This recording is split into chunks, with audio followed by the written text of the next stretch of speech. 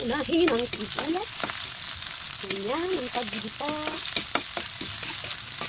Pagkatapos isunod ang bawang. Diba? Sasarap ng amoy. And then, ilagay ang luya. Lalagyan natin ang luya, ang ating pakbet.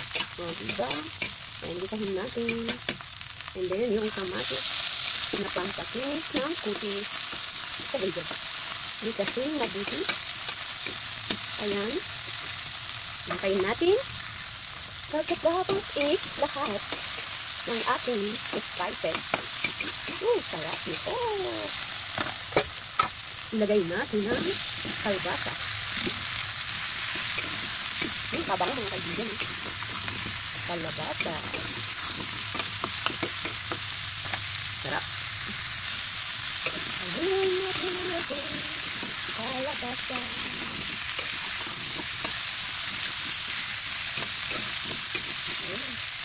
Napakayami ng gulay na yun. Pagkatapos ilagay natin ang okra. Saan ito? Ay! Nahulog pa ang ating okra. Ayan. Gulay slice. Kaya, ayan, okra. Green. Talong.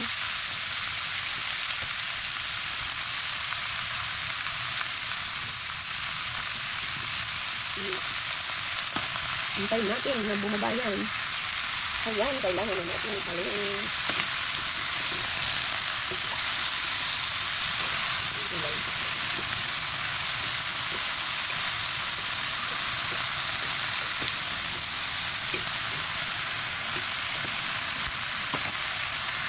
Lalagyan ko na rin ang sitaw.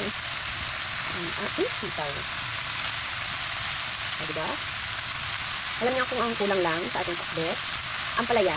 Yung ampalaya ko kasi ay nahinog sa ref. Kaya hindi ko na nilagay. Kulay dilaw na yung ating ampalaya. Hindi rin masarap. Lagyan natin ang patis.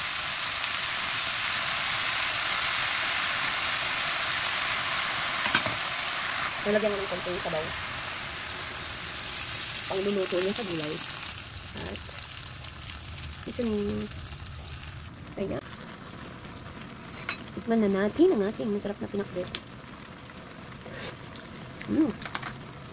O, diba? Perfect na sana yung gulay.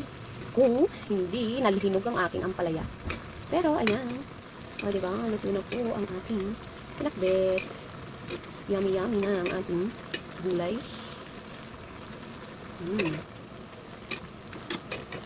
Ayan o. Luto na rin yung kanyang sili. The best. Habang inaantay nyo, gulay na naman ang ating ulam ngayong hapunan.